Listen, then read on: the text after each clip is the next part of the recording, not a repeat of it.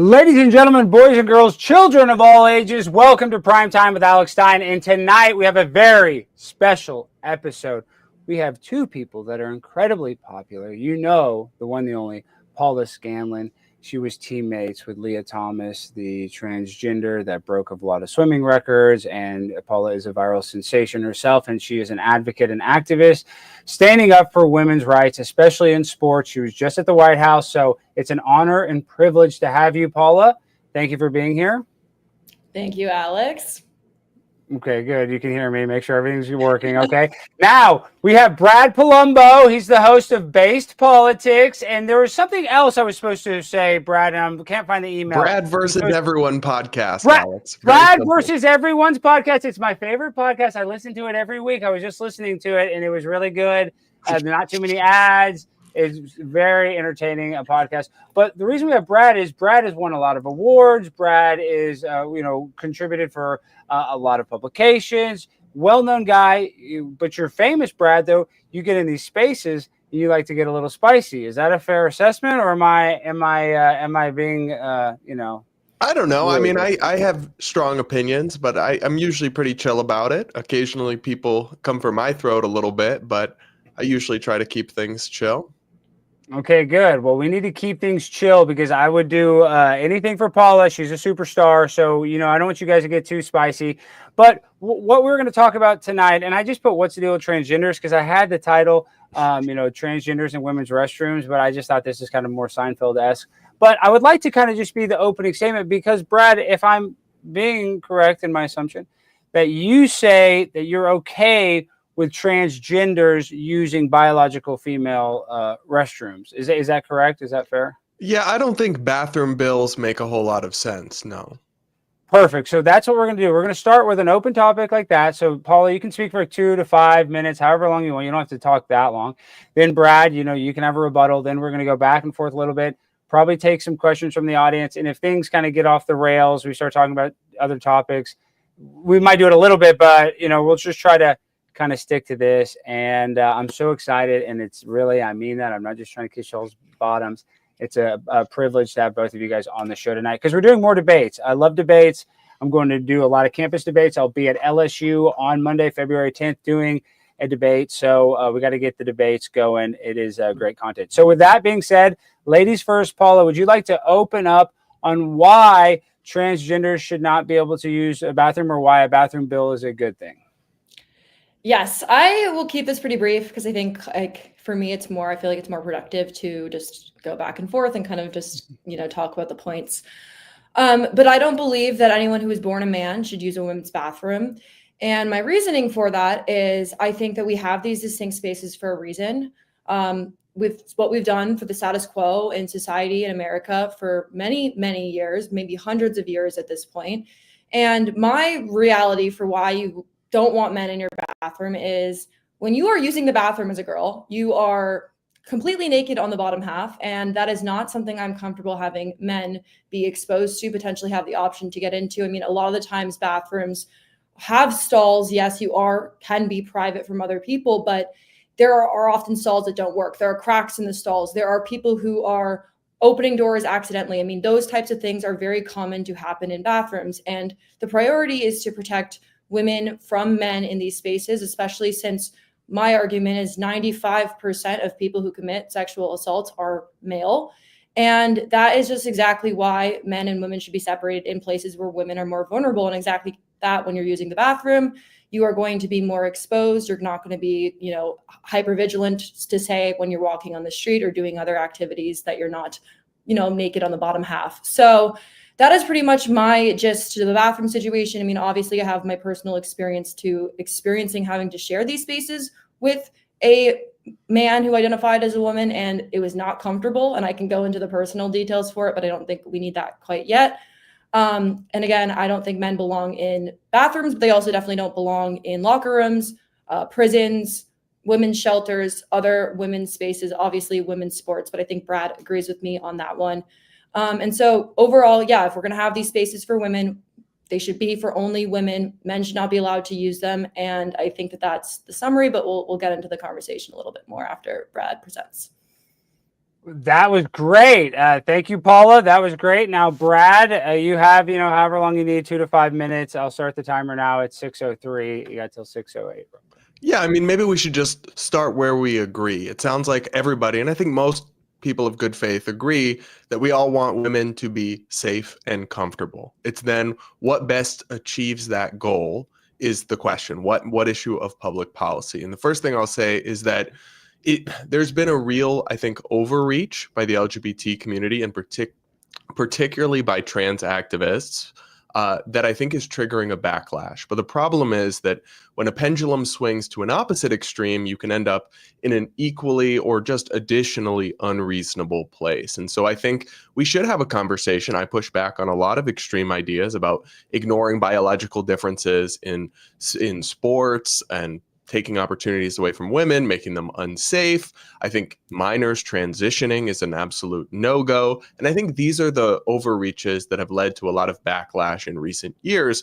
But I think a lot of that's going too far. And I think I'm seeing a lot of genuine hate and animosity online towards transgender people who, while there's been an uptick in people who identify as trans, and frankly, some of them aren't actually trans, some of them are made up things like non-binary or just hopping on a trend, the idea of trans people is not a new idea. It's not something that just started in 2018 or 2020. There's always been a small slice of the population that experiences a medical condition, intense gender dysphoria, and many of them, years into adulthood, the only way they can live a happy life as free adults is to try to pass as if they are the other sex. Obviously, no human being can literally change their biological sex, but you'd be amazed in terms of outer appearances, what things like hormones can do, particularly for female to male trans people who are born biologically female, but want to walk the world as men. They take testosterone.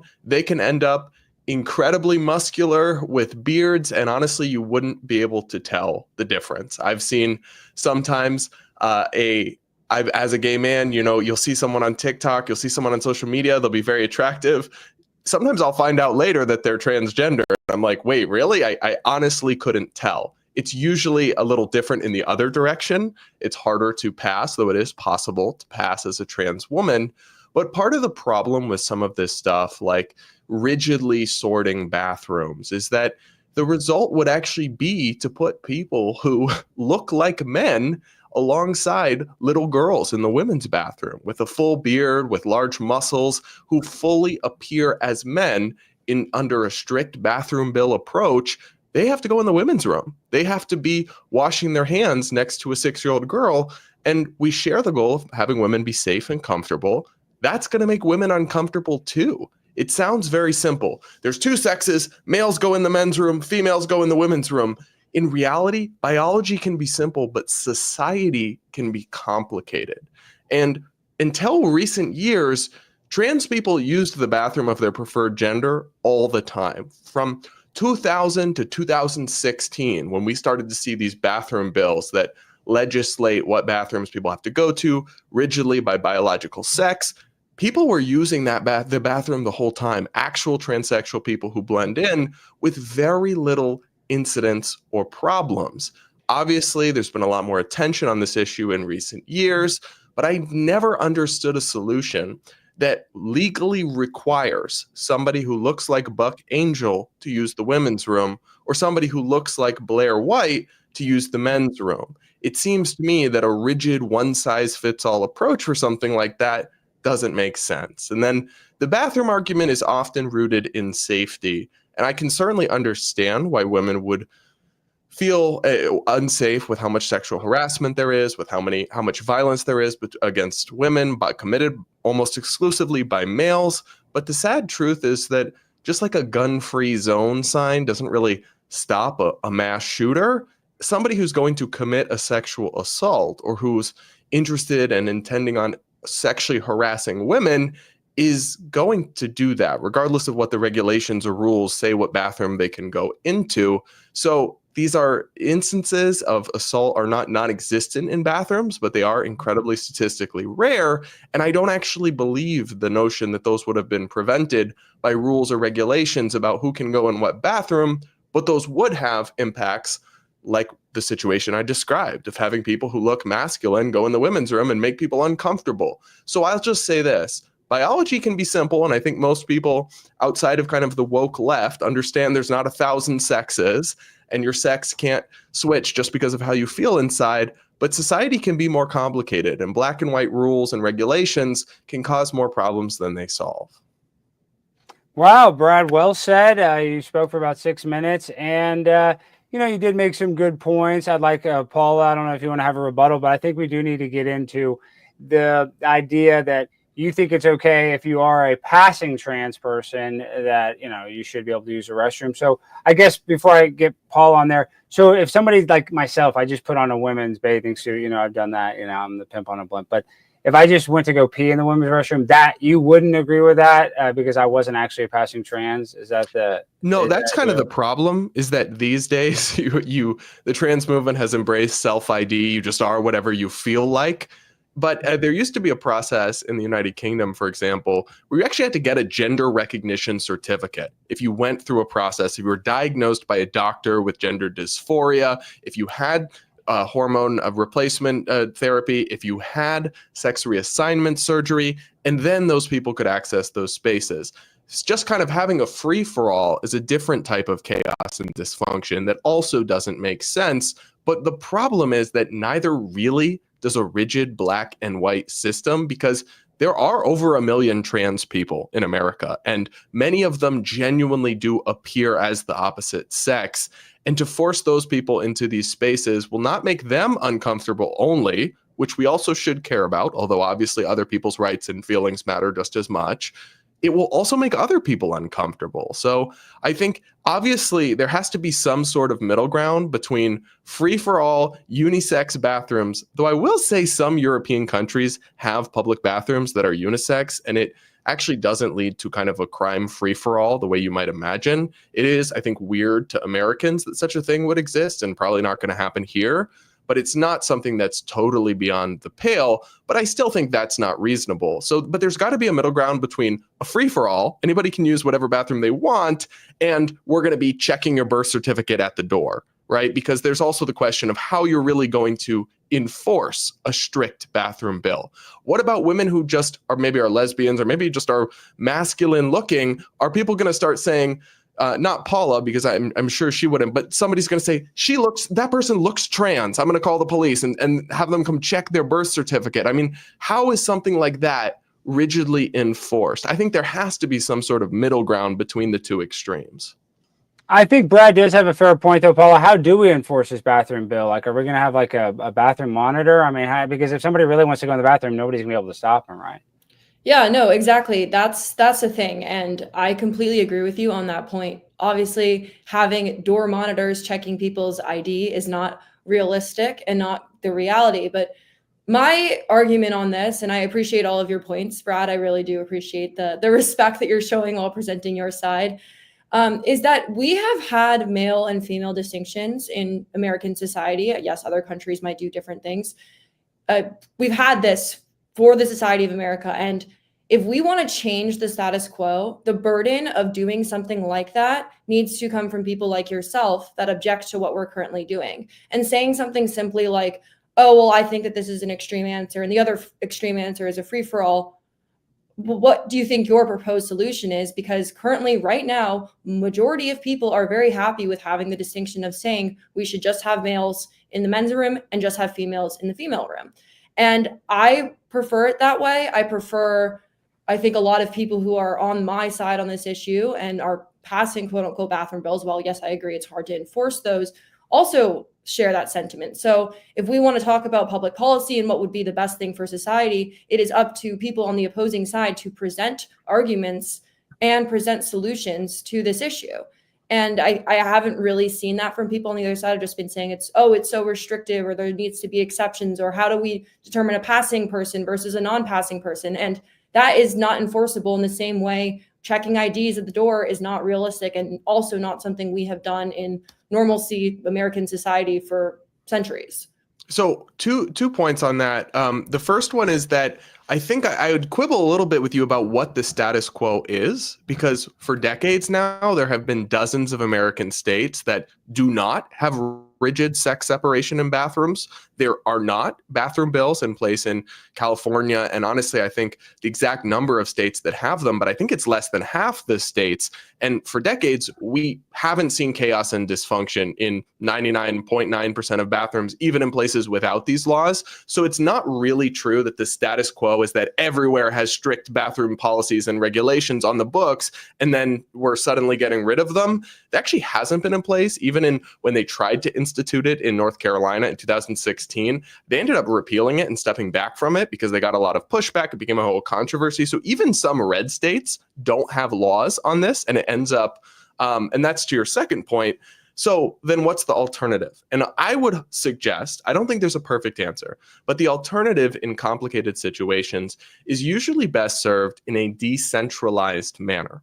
So not one solution from the top, from the United States federal government that applies to every situation everywhere, but instead decided at the local level. So, there may be a bathroom in a public facility in a town somewhere where there's one trans person who passes and they don't really need to rigidly enforce it. And then there may be some spaces where, they have a recurring problem with blue-haired non-binary people trying to go in the women's room and they have to institute some sort of policy or rule. But the idea that one size fits all solutions for every facility, every place in a state, treating bathrooms the same as something like locker rooms, they're actually kind of different. And I think there's much more of a possibility for a third space, which honestly is the ideal alternative in all of these situations.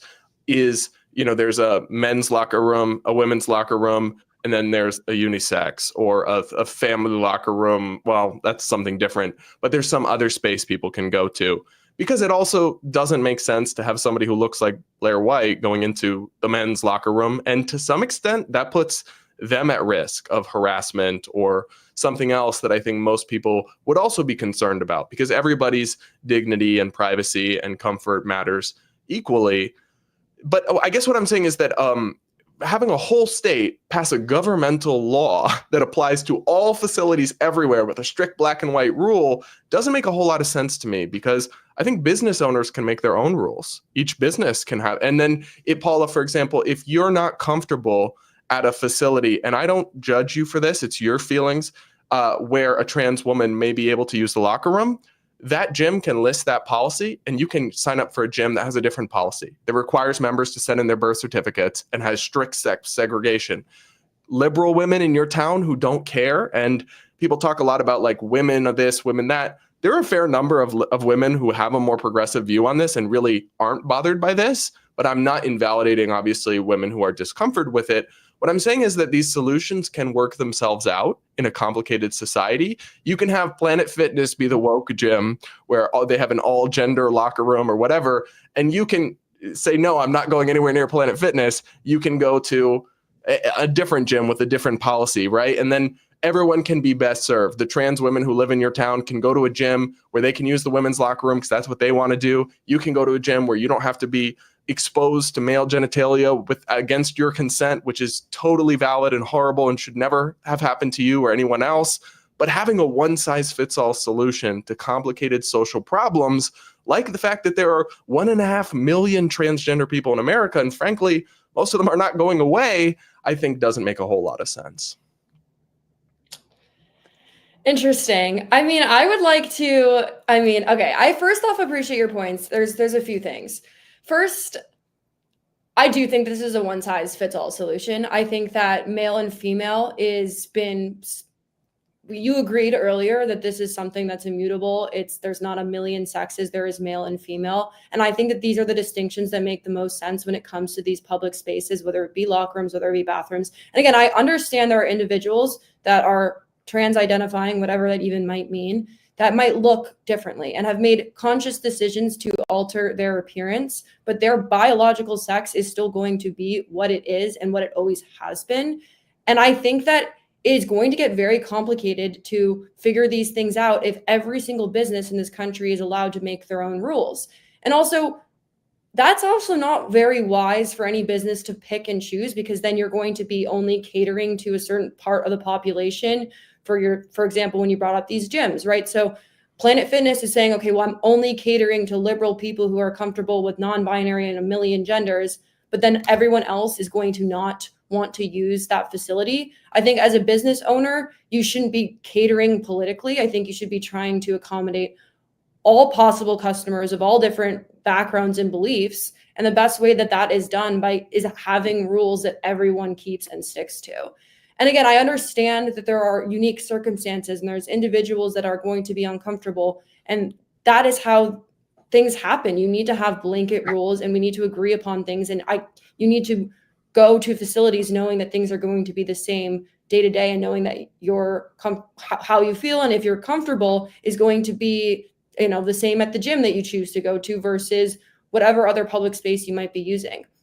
And again, I know that this could be complicated, but really, truly, it's just there is male and female, and that is a distinction that we've But all Paula, known. can I just ask you though, when Yes. you're not, so if you go into a women's room and you see somebody washing your hands, obviously you're not doing a genetic test on them to find their chromosomes. You're not doing the real definition of sex is your reproductive system, right? Are you oriented towards the production of sperm or ova? And there's two, right? And so we agree biological sex is immutable, but there is nuance to it. For example, as a gay man, I would not be interested in dating a trans man because they're technically biologically female, but I also wouldn't be interested in dating a trans woman because they've modified their appearance and exterior in so many ways to resemble female secondary sex characteristics that they no longer appear male. And so what I'm asking is, when you're evaluating comfort or safety or something like that, obviously you're not scanning people's chromosomes for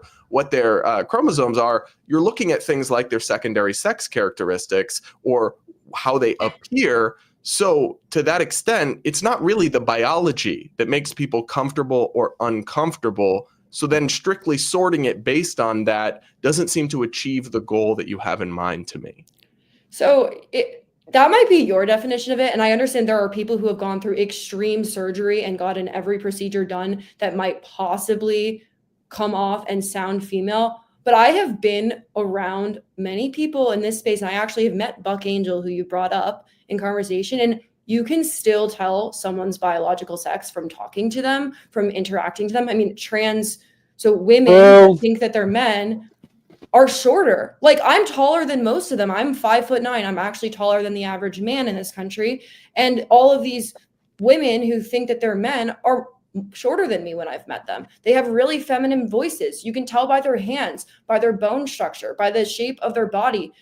Women's hips are wider. There's a lot of these things and factors in the human body that are determined by your sex. And again, it's not about how you've altered your appearance, because you can always do that. And there are other countries in this world where women have facial hair. That is something that goes on in other countries, and you don't see people afraid that they're somehow become men. I mean, there's cultural differences that change, and I'm not saying people can't make their own choices on their appearance, and you absolutely can do all of those things. But I think that maybe if people are so cut and dry about that, then we need to talk about just being more comfortable with people having shorter hair or whatever it might be.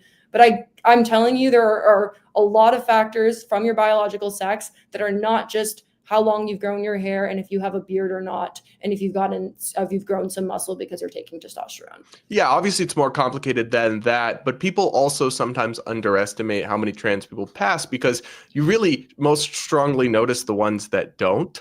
Now, I can't tell you 10% pass, 50% pass, 5% pass, 2% pass. I honestly don't know. But I guess that I'll just say that in your experience, obviously you've been able to tell with a lot of people. And there are some people that I've been able to tell as well. But kind of by definition, the ones who pass are the ones you wouldn't have been able to tell, you wouldn't have noticed. Maybe you're skeptical that that's a significant number. But I guess the question is still, though, say that you can tell. Say that it's somebody like Buck Angel, who you can still tell is technically female, right? Because of the voice, because of something else, but it still looks the way that Buck does. What's going to make a 10-year-old girl in the bathroom more uncomfortable? Buck coming in and washing their hands next to them, or Blair White coming in and washing their hands next to them? Like, you see how what you're saying, even if it's technically true that some people will still be able to perceive the difference or they don't perfectly pass, when they still look so much more like one sex than the other, the comfort argument to me cuts in either direction at that point. Paula, yeah. I want to say one thing though to this. I don't want to interrupt. I want to let you guys have the floor though. To Brad's point though, he did say something, and that was a few minutes ago when he talks about this passing thing. Blair White, who I've met, if you put Blair White in a men's locker room, there would be men that wouldn't know that they were trans, and in a way, she could be vulnerable. I mean, I had to admit that, like, because she would, even though. What do you want to say about Blair? Blair is a passing trans person. So a person might see a woman that's getting naked or even in shorts in a dressing room and potentially do something. So I almost would think that somebody like Blair that is that passing, I don't think Buck Angel would actually be vulnerable, Paula. So what do you think about that? Like, do you think a real passing person that does, that does almost look all the way there, even like you said, you can tell, but if if you kind of couldn't tell, do you think it's safe for them to go into like a men's locker room? So the whole, we've been talking about that concept of safety and feeling safe. And so I think what it comes down to is also Blair acknowledges that Blair is male, right? I have talked to trans people for actually bring this person up. I know individually, he's actually pretty big on Twitter. His name's Jessica Gill. Okay. Jessica is a man who thinks that he's a woman and acknowledges that it is better for him to use the men's locker room and the men's bathroom, because if there's even a slight chance that a woman is uncomfortable with his appearance and presence in there, he does not want to take that risk. And so the entire argument here is, okay, yes, we can come up with niche cases where an individual like Blair, right, is very, very passing and is this and is that, and we can find these one-off unique circumstances, but we have to have some agreed policy that we're going to stick to, that we're going to keep. And that's just the nature of these situations where you have to come up with a solution. And again, yes, I understand, I wish there was a perfect solution where we could consider every single individual and every single niche case, but in this type of argument, that's not really what we have to do here. And there are a lot of individuals, just really quickly, there's a lot of individuals that acknowledge that they have made a decision to change their appearance, and it's on them to deal with their decisions to do that, instead of putting the burden on the other people who aren't making those decisions to welcome them in a space where they wouldn't want them. So a couple of questions, and I agree with you that the issue of comfort is complicated and you can't account for every situation. I also, though, and I don't want to sound insensitive, because I'm not insensitive to the way that women feel about this issue and feeling unsafe. But I will say that I've had people say something to me like, well, if even one woman feels uncomfortable out of 100, then that trans woman can't go in to the space or something like that. And I can understand the sentiment there, but at the same time, I'm not sure that people's right to comfort is unlimited, in the sense that a woman, for example, who is very racist might feel uncomfortable with a black woman in the women's locker room. And I'm not saying that's the same thing as this, but she doesn't have a right to a whites only locker room because it makes her uncomfortable. So there is some limit beyond which simply citing one person's discomfort doesn't nullify the whole question or conversation. Obviously, it's a different situation. It's a much more legitimate concern than just being racist. But sometimes I'll speak to people about this issue and they'll say, well, like, I just don't feel comfortable, or just one person doesn't. That doesn't answer the whole question, is all I'm saying. That because nobody's right to comfort is completely unlimited. But then also the flip side of this is, when you're talking about a one-size-fits-all solution, right? What about the rights of the business owner? If I run a business, if I run a store, and I want to have all gender bathrooms, this is my libertarian showing, it's my property. It's my business. Why should the government be able to decide what my rules are? And if people really hate that, if people are going to be mortified by that, they don't have to shop there. Maybe I go out of business. Maybe people think I'm crazy. But there's kind of an overreach question with this stuff, not just in the enforcement, which can get very problematic, right? You get people calling the police on lesbian-looking women because they're in the women's room when we're in places where you have these bathroom bills trying to be enforced. But also there's the question of ownership. Obviously, we have to have rules for government facilities, and I think that's where the strongest case for something like that would be. But if I'm a private business, Paula, why shouldn't I be able to do what I want in my gym, at my company, at my store? Well, okay. So for the private businesses, and I also understand your libertarian leaning, so it makes sense you would bring in these types of arguments. Business owners and people and individuals in this country can do things privately. If I'm wearing clothes sitting in my living room right now, right? But if you prefer to sit in your living room not wearing clothes and want to be naked, that is totally acceptable and you're allowed to do things like that, right? That is, no one is policing what you're doing in your private space and your private ownership, okay? When it comes to businesses, you are serving people. Thank you, Alex. I appreciate his choice to do that. I have long pants on right now. So that's what I'm saying is you can make these decisions, but when you have a business, when you're dealing with other people, you need to have rules that are followed. You can't go into a business and have your business be, you want to kill everyone who walks into your business, right? The government wouldn't allow that. We have to have rules that we are doing. And again, business owners are entitled to make their own decisions. Of course they are, but there needs to be rules that we have in society that we all agree upon. So, you're going to be safe in places. And so I think what's going on here is it's kind of turning into something that's like a public interest event, which is like running your business because people from the public can walk into it, versus like what an individual wants to do in their private life. Those are two different conversations going on. And again, no one is trying to suggest that you can't do that. But again, there's a public space that applies to a lot of people, and there needs to be some oversight there. Paula, can I ask you, this is a little bit off topic, but trust me, there's a point here. Are you more politically conservative in general? Yes. Do you remember the case of Jack Phillips, the Christian baker who didn't want to bake a cake for a gay wedding? Yeah. Were you supportive of his right to refuse to bake a cake for a gay wedding? Okay, so the nuance of this case is he was not refusing to serve the individual a cake. He was refusing to make specifically a wedding cake. And so those are two different arguments. It's not a refusal of service, it's a refusal of a particular type of thing. In the same way, that's a private decision that you could be making. I think that the issue, and I would have, if the case had been presented to say that he was not comfortable serving this gay couple, then I would have said, absolutely, he was in the wrong. I think you should serve everyone. But having somebody make a cake with something that made them personally into their personal beliefs and forcing them to make it is a very different conversation. So, and but so I that guess is something. The question I have, though, is that it is and it isn't. And to be clear, I was supportive of his right to not make the cake because I am a libertarian. But he wouldn't make the wedding cake for a gay couple. He'll make a wedding cake for another couple. And the reason he wouldn't make it is because it's for a gay wedding. So he is setting rules. My business doesn't do gay weddings in a way that some people find deeply offensive, some people find very uncomfortable, and you could just as easily argue there needs to be one size public approach, so people all have to follow the same rules, business have to be open, everyone has to know what they're going to be able to expect. Or you could argue that business owners should have wide latitude with their own beliefs and what they're comfortable with and how they want to run their business. But I don't really think you should, or at least there's an inconsistency question to me, to argue one and not the other, or that sometimes they get to have a latitude and sometimes they don't. I don't think it's a sometimes yes and sometimes no. Again, I think we can't have anarchy. We can't have people just making their own decisions and just doing wild things. I mean, who's to say, like, I don't open a business and again, like, say that what I want from my business is everyone who walks in needs to cut their foot off. Like That's not really comparable to trans women using the women's bathroom, though.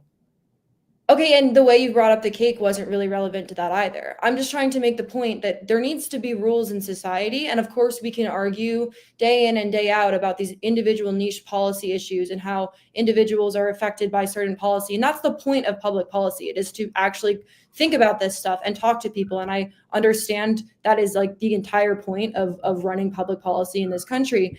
But this is like there needs to be rules, unfortunately, and that's just the nature of it. And again, not to say that individuals don't have freedom of decisions that they can make privately in their own time, but this argument goes back to the fact that this is about the safety of people in public spaces. And we can keep talking about this, and what it boils down to is that people that are male are more violent than people that are female. And 95% plus, I think it's actually closer to 99% of people who commit assaults are male.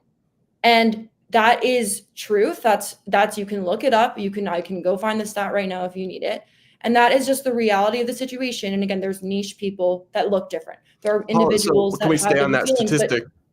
I don't What? dispute that. I don't dispute that Yeah, statistic. and I'm not suggesting that you do dispute that statistic, but I'm saying based on what we know with that numerical data, the best solution would be to keep males and females separate in spaces where women are more vulnerable. And while you're using the bathroom, you're more vulnerable. While you're in the locker room, you're more vulnerable. And that is the decision that I think is best for society. And again, of course, there's going to be individuals that this might not perfectly apply to. Of course, there's going to be individuals that might be unhappy with this decision. But what it comes down to is that's what we know to be true in these facts and for safety for women. And in all honesty, in actual context, and I don't know if you know this, but I was actually assaulted in a bathroom when I was in high school. And so this is something that is actually like not just a hypothetical situation, but this is like deeply rooted in reality for why I know this should be a good policy. And again, I understand there's people who think differently, and I urge people working in public policy to continue to look into this stuff and to figure out what the best thing is. But from what I'm seeing right now with these numerical data and information is that men are more likely to do these things, and therefore they should be separate from women. Yeah, so I didn't know that, and I'm so sorry you had that experience. Nobody should. What I'll say, though, is this. It is absolutely true that males pose a threat to women, but it does not necessarily follow that allowing trans people to use the bathroom of their gender identity makes crimes more prevalent. So the unfortunate truth is that males who intend to harm women aren't going to be deterred by a bathroom policy. And dozens of blue states have passed what are called like gender identity ordinances or whatever woke name they put on it, where they say, around here, you can use whatever bathroom you identify as. Dozens of states have implemented those policies. They've then done studies and research into this and looked, is there an uptick in assaults in bathrooms? Is there a statistical uptick in sexual harassment complaints in bathrooms, in reports of voyeurism? All the kinds of crimes we're talking about, there's no correlation. Right? What you look for in a study is that a variable changes and is there a difference? So in California, they decreased the penalties for shoplifting to a misdemeanor, and they got a lot more shoplifting in those areas immediately in the years after.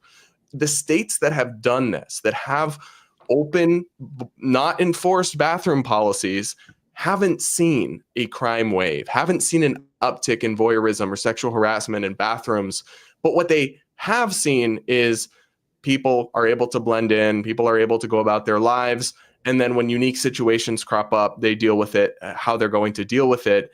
And instead, the unfortunate truth is that stopping male violence against women is a much deeper rooted and complicated societal problem than a bathroom bill. And statistically speaking, research shows them having no impact to reduce violence against women.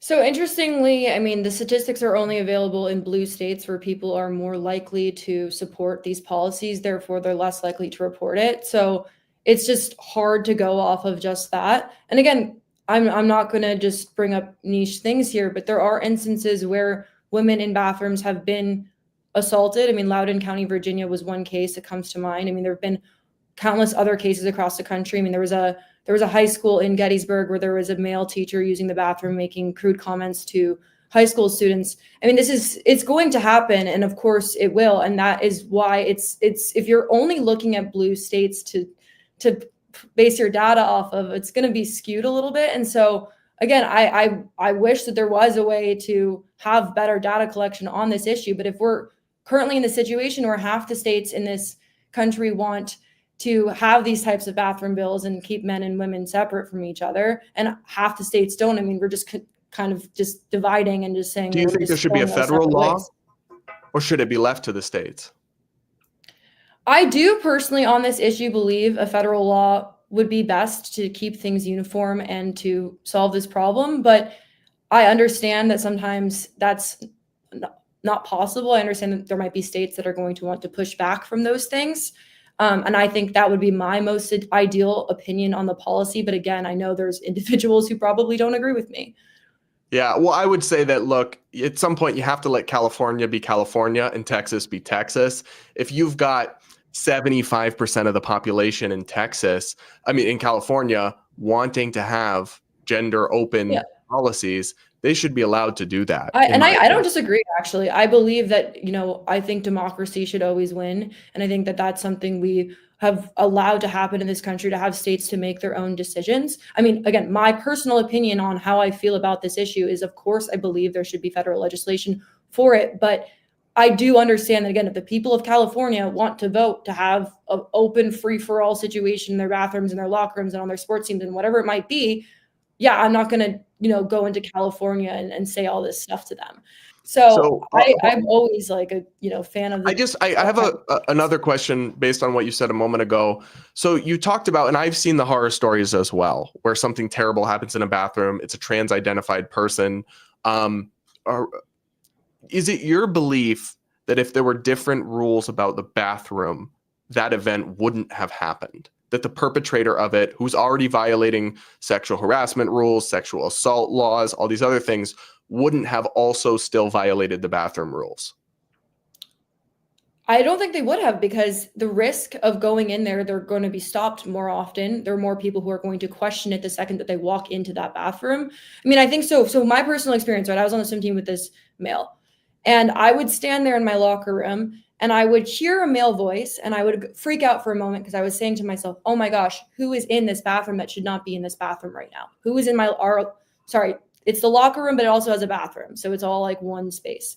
And I would think that to myself, and then I would have to jump myself back to my reality and say, actually, my university and the NCAA and all these people have allowed this individual to be here and are welcoming him with open arms. So I actually can't say anything about it because he is following the rules. And so in a lot of these cases, and I've actually talked to girls who have been through this, they were trying to be accommodating to the situation. They were saying, the rules and my university and my school are telling me this individual belongs here. Therefore, I must accept it. And then something terrible happens. And so, yes, I do think that these policies are effective at stopping these things from happening. And again, not every case, of course, there's a crazy rogue individual that might, look like Alex Stein and want to walk into a women's bathroom and do heinous things. Of course, that's going to happen regardless of these policies. I'm not going to discount that. But again, part of this whole argument and this whole debate, from what I'm talking to people, is that they've been told, you must accept it. This is the rule. And they accept it. And then the thing happens. Yeah, I think with something. Brad, let me call time out, and I'll give you a Yes. second to respond to that. So I want to just kind of respond to that last thing, and then I just want to play a short video and then get both of your opinions on it. It's a short one. And then we only have a few minutes left, guys. So if you guys really have a question that you want to ask Paula or Brad, send a super chat. That'll get our attention the most, even if it's a small amount, but that just sticks out the most. And so Brad, please answer the question, succinctly, and then I want to play this video and get both of your reaction to it. Yeah, I think with issues of harassment or discomfort, there's more truth to the idea that different rules may have prevented it. But I think somebody who's actually going to assault a woman, the tragic truth is they've shown utter disregard for rules and laws, and I don't think that would likely be stopped by a different policy. But I think to both those, Paul, I'll let you say to both those. Well, I just want to agree that I do think, Brad, that if you have a gender dysphoria, you have a mental health issue. So now you have more mentally ill people in the bathroom with you. So that kind of, maybe they're more likely to do something aggressive. Maybe they're not. But I don't it think is that's just statistically true. I don't think. Is that not? I mean, I'm not even trying to debate this. I'm just saying, wouldn't all trans people be diagnosed with gender dysphoria? Yeah. Well, yes, but just simply having a issue. mental illness doesn't mean you're more likely to be violent. I guess that's fair. I mean, there's people that aren't violent that are mentally. But still, being with mentally ill people is kind of dangerous. But okay, I want to watch this clip and then get your opinion on it if I can got it right here. Okay, let me play this with sound. Got to take a pee anyway. Oh my God, the Trump International Hotel. I love this. Okay, last week Donald Trump said I could take a pee anywhere in a Trump facility, so I am gonna go take a pee in the ladies' room. Putting Trump to the test. Today, Caitlyn Jenner stepped into the murky world of US election politics when she posted this video on Facebook. And not anymore.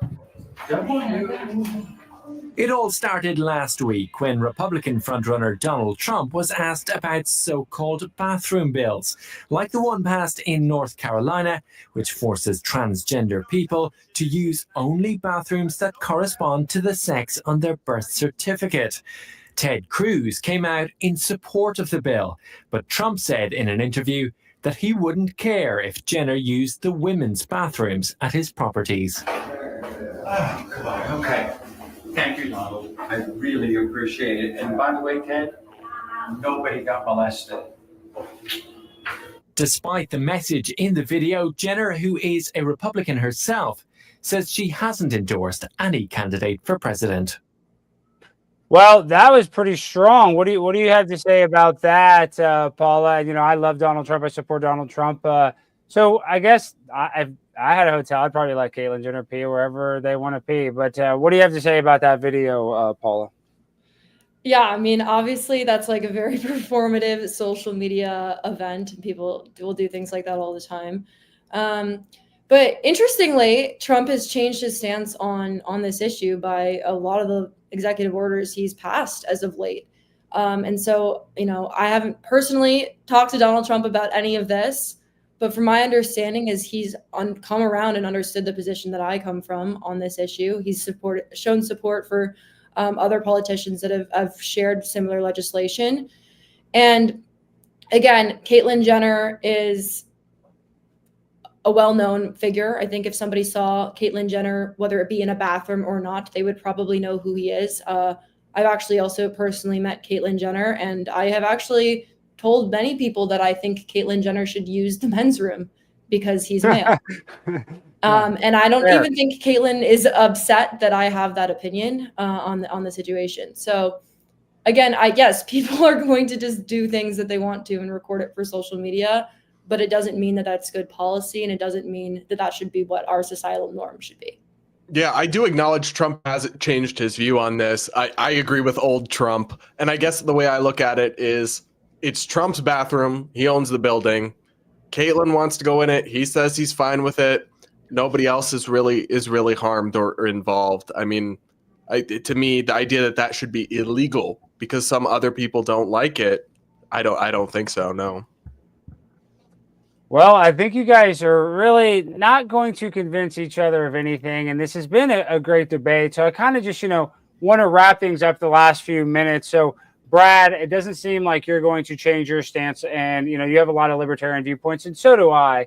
And we don't have to get into a bunch of other topics, but I just want to get your opinion real quick. What about immigration? But you're anti-illegal immigration, though, right? You're not that libertarian, or do you think? Well, I don't support open borders. I think we need I think we need a secure border.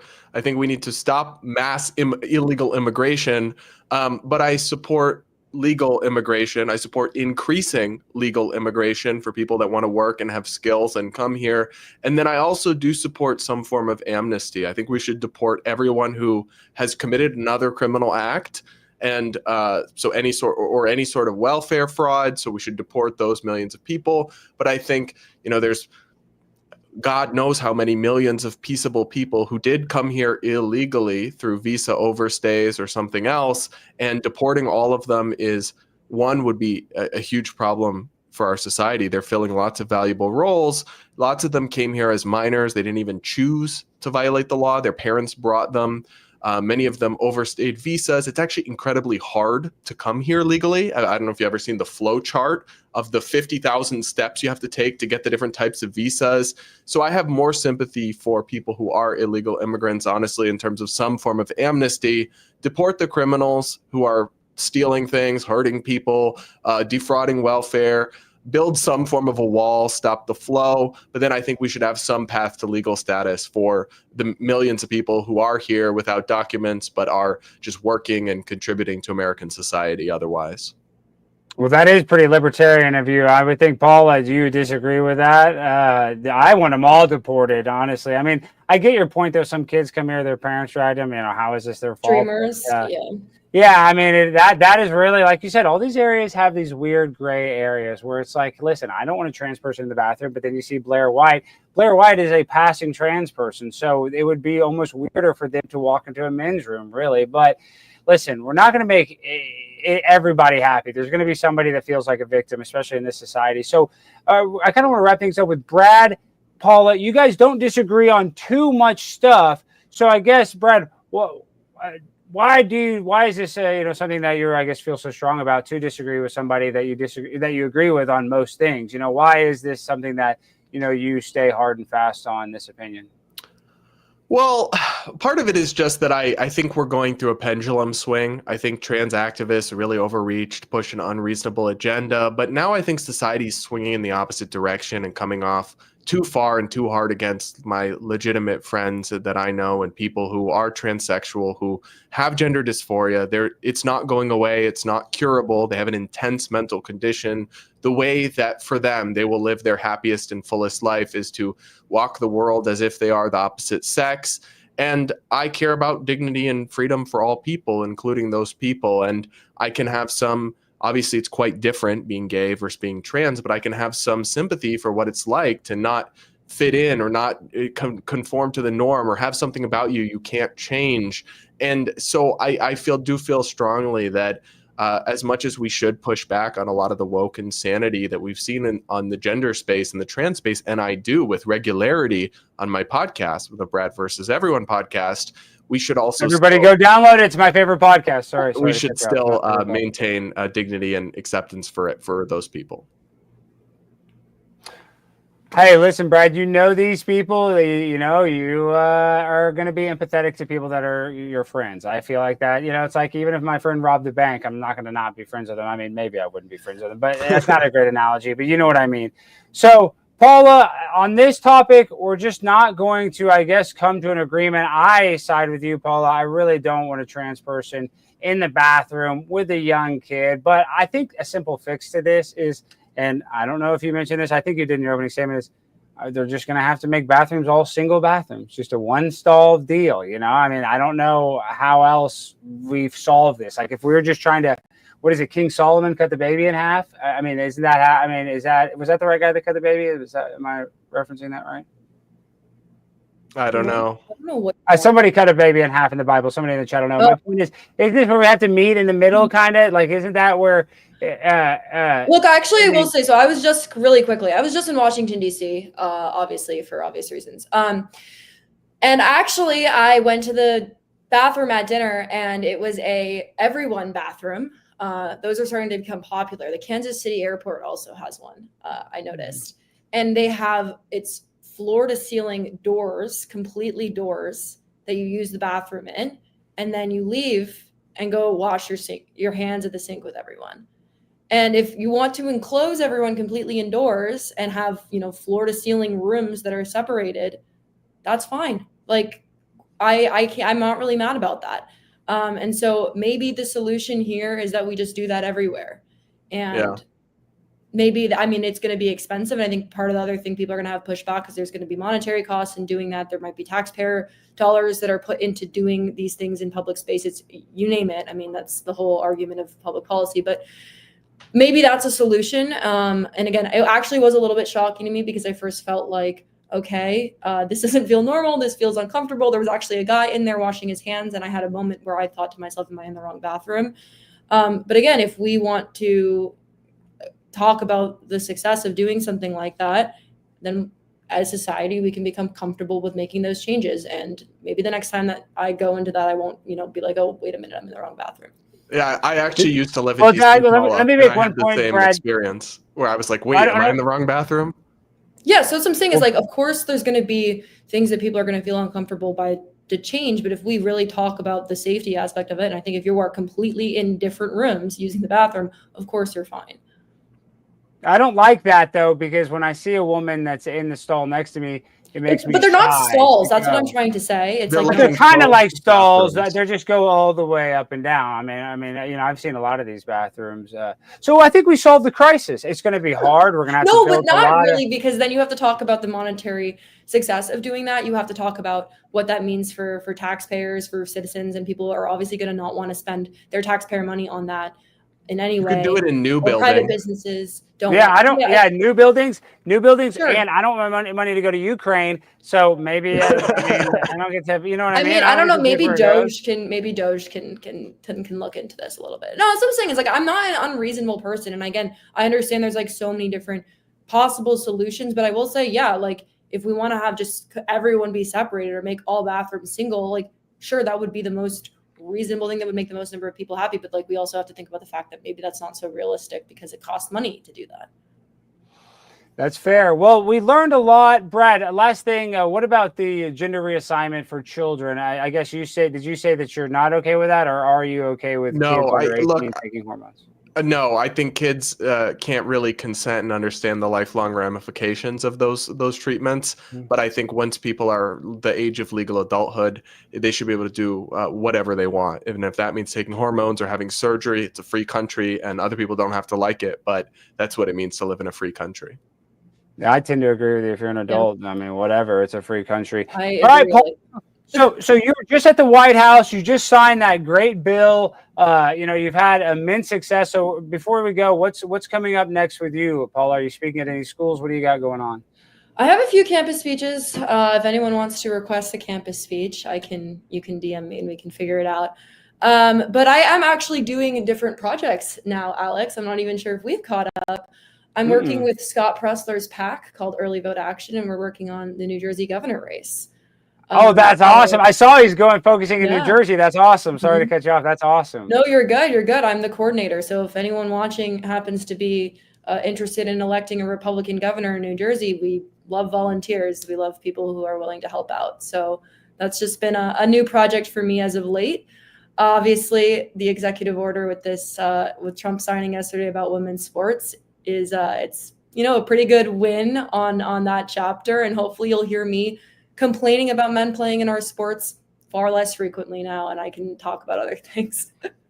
Well, my opinion. I like transgenders in women's sports, so I can gamble on them and win money. So you and I you won big at the Olympics. I saw exactly. You and I, we're far apart on that. I mean, I feel bad for the women that lose, but at the end of the day, those women aren't paying my bills. I should have given you a tip about Lia Thomas 4 years ago. I'm sorry. I know. I could have been an early adopter before the odds, if they figured out, oh my gosh, this is a guy, and that's why he's doing so well. And that's crazy. Paula's story is so great. Everybody needs to go follow Paula. You got her a link to her. I've actually, Brad, I don't know if you know this, but I was actually at a speech that you gave over the summer in Colorado, or you won an award and you gave. Oh, awesome. Remarks. Yeah. So I've seen you before too, and I appreciate your willingness to share dissenting viewpoints, have a productive conversation, not get too hostile, and so I'm a fan of you doing those things as well. Awesome, thanks. You as well.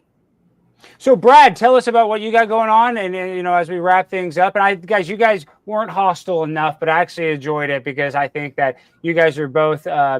You guys aren't like me. You guys aren't insane and crazy. So I'm happy that you guys had some professionalism. It really made it enjoyable for me. So Brad, what do you got going on, and how can people find you and support you before we go? I just this week survived my debut on CNN with a bunch of woke journalists. So that was fun.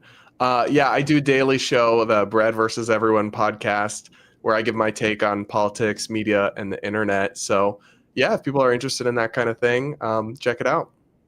What at CNN though? What were you in the studio, or was it? I was in studio. I was on Newsnight with Abby Phillip, who I actually like. She has genuine diversity on her panels of thought.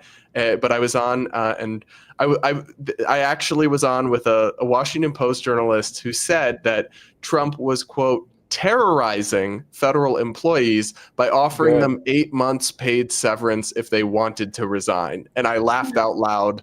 I also argued with one woman because she started ranting about Project 2025. Yeah, well, we want Project 2025. Well, Brad, I appreciate you coming on and making time for us. Same with you, Paula. Everybody needs to go support both of these individuals. Brad's my favorite podcast, Brad versus the world. Is that right? Versus everyone. Versus everyone. You're really up to date on your favorite podcast, Alex. Because I just plays automatically on my shuffle. So I have downloaded them all, automatic downloads. So listen, Brad has one of the best podcasts I've ever listened to. And I'm not just saying that. And Paula is one of the best swimmers ever, even though she did get screwed by having to change with a guy for her senior year. That was your senior year, right? It was your senior year? What a senior year. You worked all that to get to the last year. Oh, it's like the COVID people. You lose your senior year to COVID. I also was a COVID person. So you had the double. You got double. My middle 2 years were COVID, and I came back for my senior year post-COVID, and then I had a man in my locker room. So that was fun. Wow. If the corona didn't get you, Dr. Fauci didn't get you, Lia Thomas did. All right, guys, everybody go follow them. Thank you guys for watching. I appreciate it. make sure to hit that like button, hit that subscribe button. That's our show this evening. And I'll talk to you guys later. Thank you guys for being here. Peace. Thank you.